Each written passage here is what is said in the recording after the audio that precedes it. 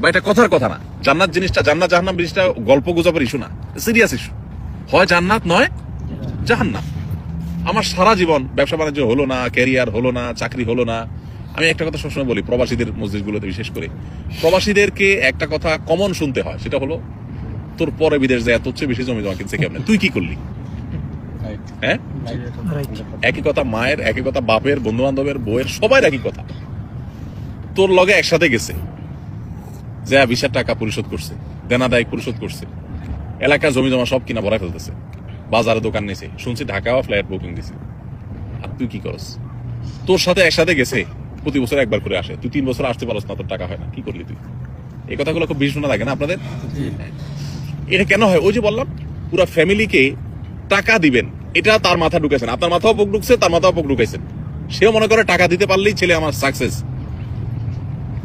ছেলে আমার সততার পথে থাকতে পারলেই সাকসেস। এটা তার মাথায় ঢুকে নাই, আপনার মাথায়ও সেটা নাই। এই জন্য সেও সুখে নাই, আপনিও সুখে নাই, না সে সুখে আছে না আপনার সুখে আছে। এই জন্য ভাই, দৃষ্টিভঙ্গিটাকে বদলানোর চেষ্টা করি। আল্লাহ তাআলা আমাদেরকে সেই তৌফিক দান। আমরা এই প্রবাস জীবনে যতদিন থাকবো, আল্লাহর আদেশ নিষেধ মেনে পরিপূর্ণ এবং খাঁটি মুসলমান হওয়ার চেষ্টা করবো। আমার জীবন চলে যাবে, ফজর নামাজ মিস হবে না জামাতের সাথে, রাতে আমি ওইভাবে শোবো, ওইভাবে ঘুমাবো। আমার ফেসবুক টিপাটিপি বা ইউটিউব টিপাটিপি করে গিয়ে আমার ফজর নষ্ট হতে দেবো না। যে চাকরি করতে গেলে আমার নামাজই হয় না, ইবাদতই হয় না, চাকরি আমি করবো না। এখানে আপনাদের জন্য কত সহজ ভাই, যারা ইউরোপ আমেরিকা পশ্চিমা দেশগুলোতে চাকরি করে, শতকরা কত % মানুষ হালাল চাকরি করতে পারে সেটা একমাত্র আল্লাহ ভালো জানে। অফিসে ছেলে মেয়ে যে মিক্সিং যে পরিমাণ হয়, চাইলেও নিজেকে বাঁচাতে পারে না। মিউজিক ছাড়া মাথা ঘোরানোর কোনো জায়গা নাই, সব জায়গায় টয়লেটের ভিতরে মিউজিক, কেমন অবস্থা? জিন্দিগিটা মিউজিকের ভিতরে গড়ে ওঠে। এমনি নামাজি মানুষ ভালো চলতে চায়, কিন্তু আপনারা এখানে সৌদি আরবে মাশাআল্লাহ আল্লাহ কত ভালো রাখছে বলে, কোনো তুলনা হয়? হাজারটা দুঃখ হয়তো আপনার থাকতে পারে, কিন্তু আপনি এখানে উপার্জন করতে গিয়ে ভেজাল পৃথিবীর যে কোনো দেশের তুলনায় সবচেয়ে কম ভেজাল। ভেজাল ছাড়া তো পৃথিবী কোথাও নাই, কিন্তু অন্য দেশের সাথে কম্পেয়ার করলে আল্লাহ আপনাকে জান্নাত রাখছেন। এখন এই আমাদের শুকর আদায় করবেন।